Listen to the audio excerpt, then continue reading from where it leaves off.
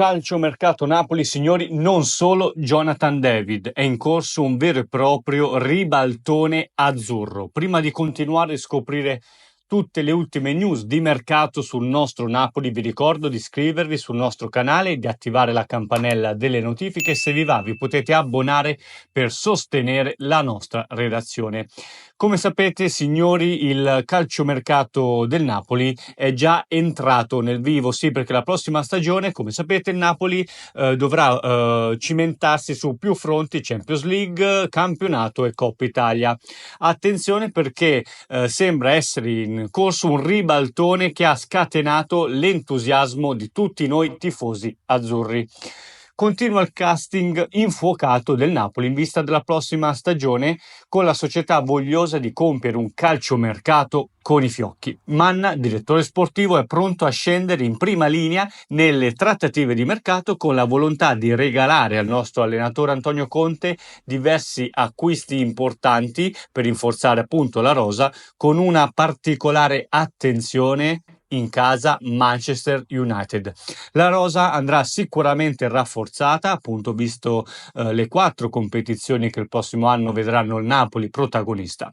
Il budget, come vi abbiamo già detto in più video, non sarà assolutamente poi un problema, considerando appunto gli incassi del posizionamento finale del campionato, anche dell'accesso alla Champions League, e le diverse cessioni sulle quali spiccano appunto Kvaratskhelia e la prossima di Victor Osimhen, che avverrà con ogni probabilità quest'estate.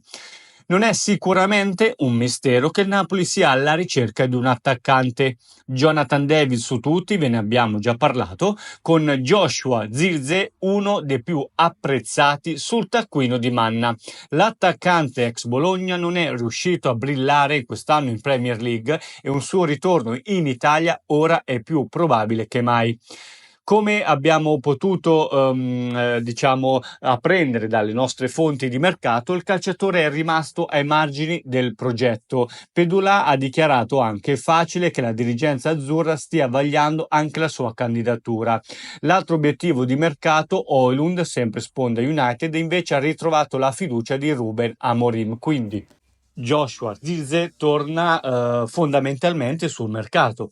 Il suo talento in Italia Zirkzee lo ha già espresso molto bene, come ricorderete, con diverse squadre che sono interessate a farlo tornare grande, come accaduto nell'ultima stagione in maglia Bologna. Su di lui vi registro il forte interesse di Marotta, quindi dell'Inter, con i nerazzurri, che avrebbero già allacciato anche loro i contatti con l'entourage del giocatore.